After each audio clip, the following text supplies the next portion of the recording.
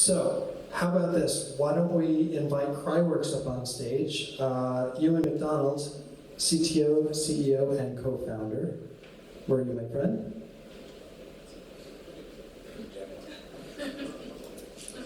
So, given that VR is kind of that intimate experience that you kind of wear in your head most of the time, largely the physical demos you're going to see are going to be on the sides. We're going to hear on the periphery about what's going on and kind of show a few things on the screen, right? We're not showing anything. We're not showing anything. We'll show your website. Okay, cool. So, Euan from CryWorks. This is my 5 minutes start now. Do I do the 5 minute thing or no? I just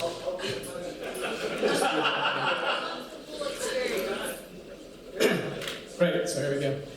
So we are going to be showing some stuff over there, but basically CryWorks is an immersive entertainment company. The founders have all got backgrounds in visual effects and high-end computer games. We've worked in industries like Magic, Disney, Pixar, EA. But ultimately, after doing that for a few years, the founders, myself, saw what was happening with VR and decided that it was an opportunity to create immersive entertainment in the form of VR content. When we talk about VR entertainment, it's definitely more of a passive experience. So it is, a lot of people are saying 360 video is not VR, but it's still a virtual experience. So our focus is on creating that type of 360 entertainment experience. One of the challenges we had though was how do you capture 360 video? So a year ago when we set the company up, we were challenged with, there are a lot of systems out there, but most of them involve GoPros 16, 8, 6 or however many, and the challenge is with essentially blending those images together. As such, we essentially developed our own camera system, which was a 2-lens system, and prototyped that and basically started using that camera in partnership with a number of clients. One of those clients was Wall Street Journal. We did a virtual reality VR day in the life experience, which came out at the beginning of this year, as well as doing work with Goose Island Brewery to kind of do a virtual experience for them, which also came out in their app at the beginning of this year. So throughout last year, we essentially were prototyping what it meant to actually shoot with these cameras, with a view to making it as seamless and easy as possible.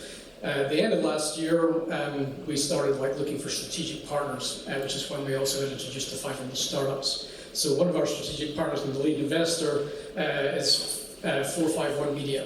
And 451 Media was also started about a year ago, and their view, what they're trying to do is create original IP from graphic novel onwards. And we're essentially, not only are they an investor, but they're also a production partner to create original content, and for us, creating original VR content.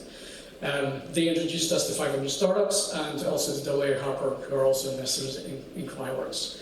Ultimately, what we're about to do this year is not make the cameras ourselves, and we're about to announce a partnership with a major camera manufacturer company based in Hong Kong and China, which I can't announce tonight, but we will be announcing it later on, probably in June. And they are basically going to be making the cameras in China, which will be on sale beginning of next year. And ultimately, we're trying to create a professional solution that we can use and create very high quality content as opposed to consumer-based content. So, what type of content we're going to create? Our background has been in film and narrative, and at the moment there's a lot of experiences that have been created with 360 cameras, and they really are experiences like sticking a camera someplace and you've experienced what it's like to be somewhere. Most of these are monoscopic experiences. Some of the content we've created in the past is challenging to create a stereoscopic VR video experience, and it can be done natively, and there are a number of systems like the Ozo camera and also the Jaunt camera system, which have a multi-lens setup, but the post-production costs and the complexity of doing that is something that we shied away from initially.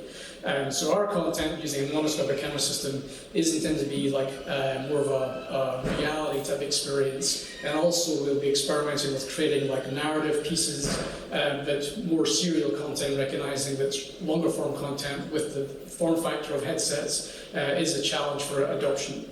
with companies like YouTube and Facebook, and YouTube in particular, now starting to have 360 streaming and 360 playback.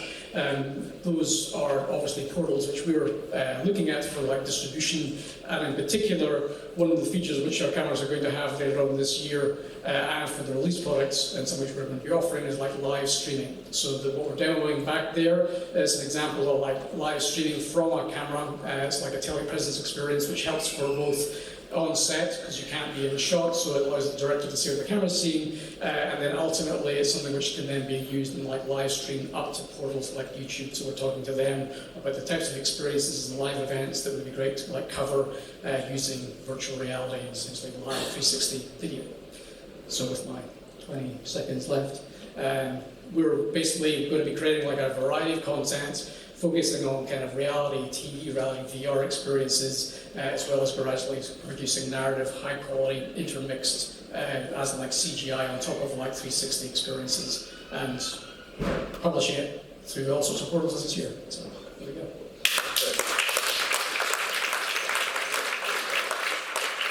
Thank you. Right on the mark. Excellent. So reset the clock. Here we go. 5 minutes. Change. Okay. Hands up high. For questions, I'll find you. And I'm wearing my glasses. I will find you. Here we go.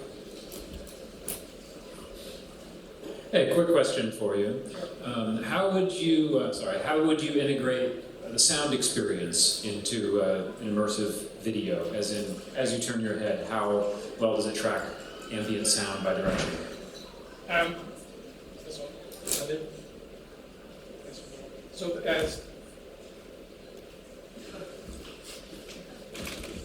So sound is definitely a big component. At Sundance, there was a number of movies that kind of overdid that experience, and there's a lot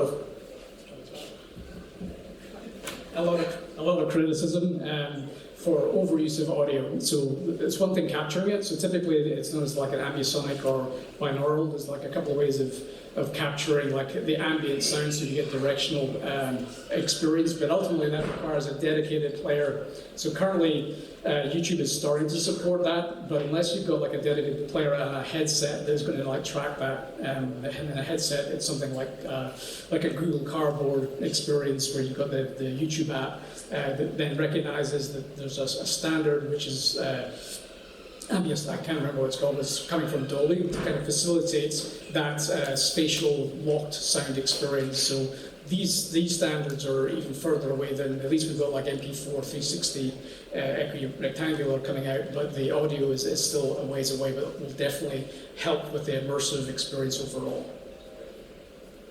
Any questions? I'm in the back of the room here. Don't be shy. We're just getting going here. Come on. Questions? Questions? Russell? Questions? Of course. Way in the opposite. Go ahead and yell.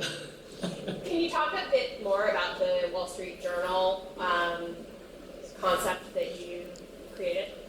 Sure. So that was an experience. They came to us looking for a day in the life. So on the Wall Street Journal app that they've released, we essentially went there and shot the editor giving his daily rundown of what they're going to do, and we actually shot in Hong Kong as well. So we went all the way to New York, shot at their offices there, and also at the Bronx printing press. So we actually physically shot the newspapers being printed, and the great thing again about the 360 camera, and especially with the design that we have, we were actually able to position it in amongst actually the paper flying overhead and stuff like that. So we've got examples of that on the showreel as well as on the showreel, which is on YouTube on our site.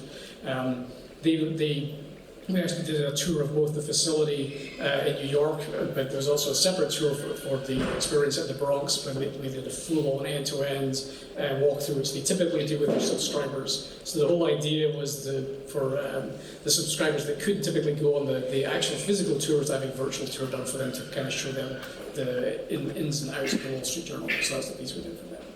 And then did the Wall Street Journal charge for that tour, or did they monetize that in some way? It was exclusive to subscribers. So on the Wall Street Journal app, they've got a VR section. Some of that content is live, and some of it is exclusive to subscribers. So yes, it's paid content that way. Thank you. Great question. Thank you. Everyone else has a pie. Yes.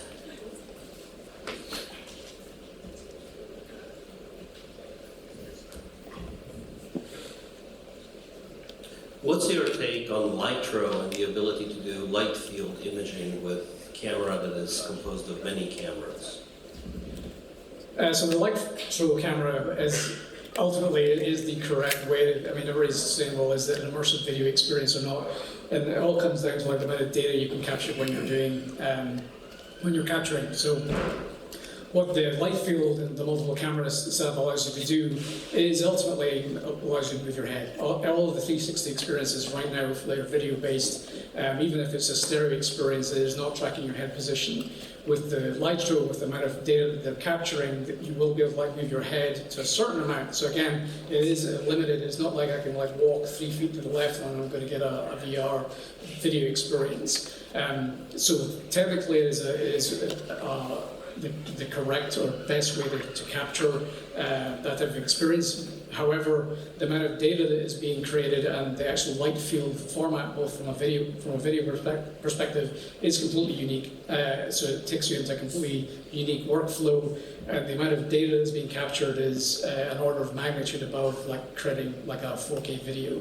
So those are some of the hurdles, but ultimately it will create a truly immersive or more immersive than just a monoscopic or stereoscopic experience through light field playback. But there are still some challenges for adoption in that it will require a dedicated player, a dedicated edit process. So it is a very unique, and as such, that there are some of the challenges that they're going to have ahead of them. All right, we are out of time. CryWorks,